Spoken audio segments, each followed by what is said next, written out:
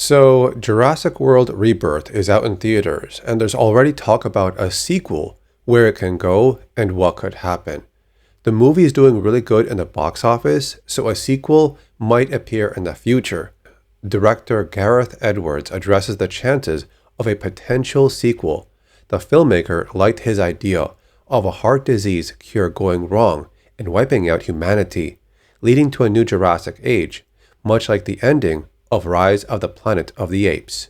Maybe there's something in there, but no, we tried to make this movie like a single standalone.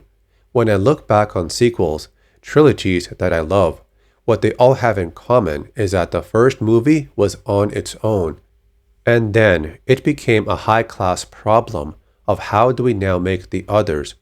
I've genuinely never talked about it with anybody, not a single conversation with David Cope or Frank Marshall or Universal about a sequel.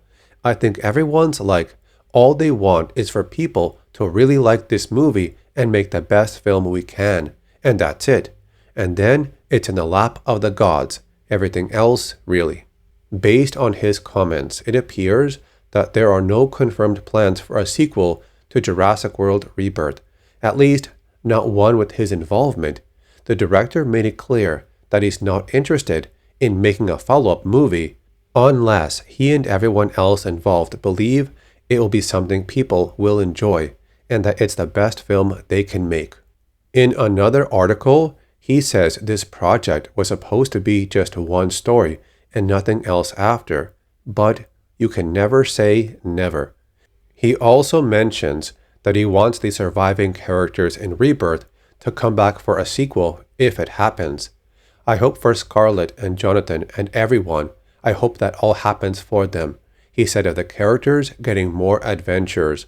There's also some information about an alternate ending that could have been used before the studio stepped in. The characters played by Scarlett Johansson, Jonathan Bailey, and Mahershala Ali live to fight another day. However, that wasn't always the case. In the version of the movie you'll see in theaters this weekend, Ali's Duncan Kincaid appears to sacrifice himself while distracting the D-Rex so his friends can escape. Moments later, a flare shoots up into the sky and he's saved. In the first draft, Ali's character was not going to survive the story. Since they got Mahershala Ali for a role, they did have some thought that he might have to survive the story. But then Ali also wanted his character to not survive. So from there, they thought, okay, this character is not going to survive. So they filmed the scene and they thought, okay, we're done. Then while they were shooting, the studio told them they won't have time to do any reshoots. So while they were on set, they were told to get some material just in case we need him to live. So Gareth Edwards came up with a really classy version to make him survive. The actors gave this amazing performance for this little section, and I really liked it. When the movie was edited, the studio loved everything about it, but then they asked, can we just see the version where he lives? And they liked it so much, they said, it's got to be that. They did 2 test screenings, and the reaction to him living, everyone was a lot happier, and that's the version they put in the film in the end. Edwards does mention something about a sequel in this article. The honest truth is, we haven't had a single conversation with anyone about it. Not the studio, not the producers, not David, and not Steven. No one's said a word. I think it's because we all don't want to jinx anything. I personally think what the actors have brought to it is amazing. I love what David wrote, so I think it's all going to be okay. I'm very happy.